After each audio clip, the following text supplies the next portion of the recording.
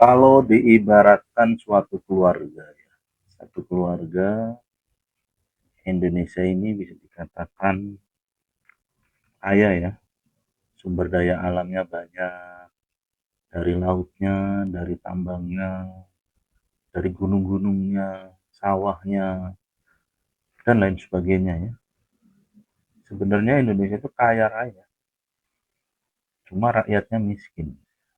Ya, kalau diibaratkan seperti keluarga, orang tuanya itu foya-foya, anaknya juga pergaulan bebas, jadi kacau ya.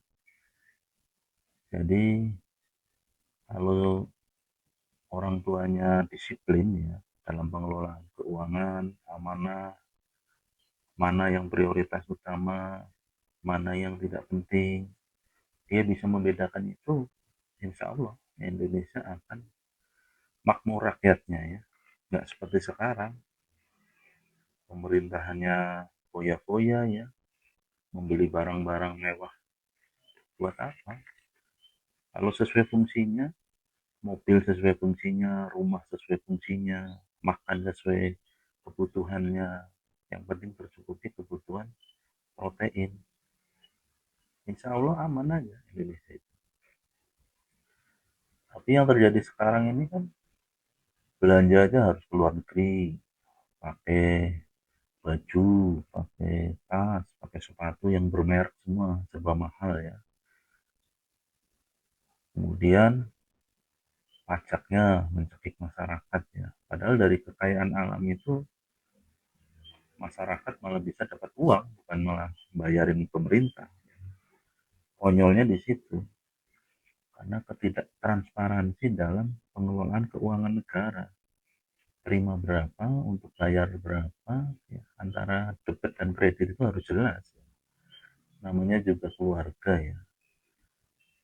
Seperti halnya kalau kita keluarga ini, ya kebutuhan primer, sekunder, tersier, itu kan udah jelas. Primer apa itu untuk makan, pakaian. Makan ya secukupnya aja, nggak perlu bermewah-mewah. Konyol sekali seperti sekarang.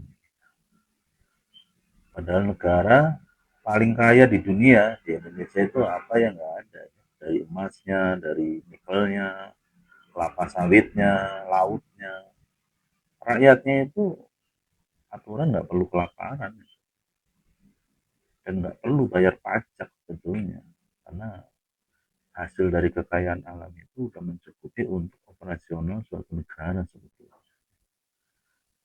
Ya inilah, mudah-mudahan ke depannya ini pemberantasan korupsi, pengkhianat-pengkhianat bangsa ini harus dibersihkan ya.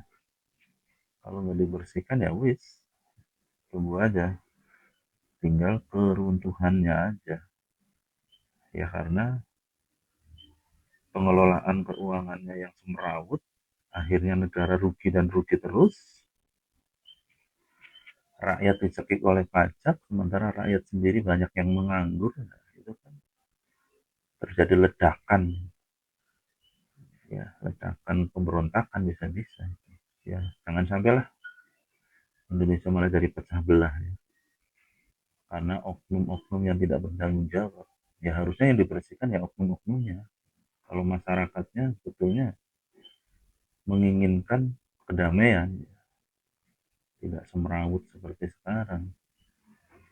Pengelolaan sumber daya alamnya yang transparan, bila perlu dilaporkan ke masyarakat.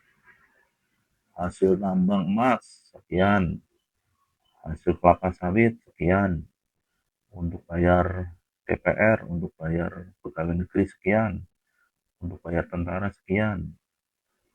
Ya harusnya kan begitu. Jangan tahunya laporannya rugi, BUMN rugi. Ya udah nggak usah usaha, namanya juga badan usaha milik negara kok rugi. Kalau rugi nggak usah usaha, serahkan aja ke swasta. Sederhana aja sebetulnya. Tapi apa mereka mau menyerahkan itu ke swasta kan? Ya itulah, kekonyolan-kekonyolan ini semakin jelas ini, semakin nampak Dan rakyat sekarang ini semakin pintar ya, menuntut transparansi. Ya, koruptor yang jelas-jelas pengkhianat ya jelas harus dihukum. Mintanya masyarakat perampasan aset dan hukum seberat-beratnya untuk koruptor segera disahkan. Itu kan kemauan masyarakat dari Sabang sampai Merauke. Sudah jelas, sederhana. Sesuatu yang jelas dan sederhana tidak perlu dibikin rumit-rumit lagi. Yang ini, yang itu, ya berarti kan ada usaha untuk kepentingan segelintir orang dan golongan.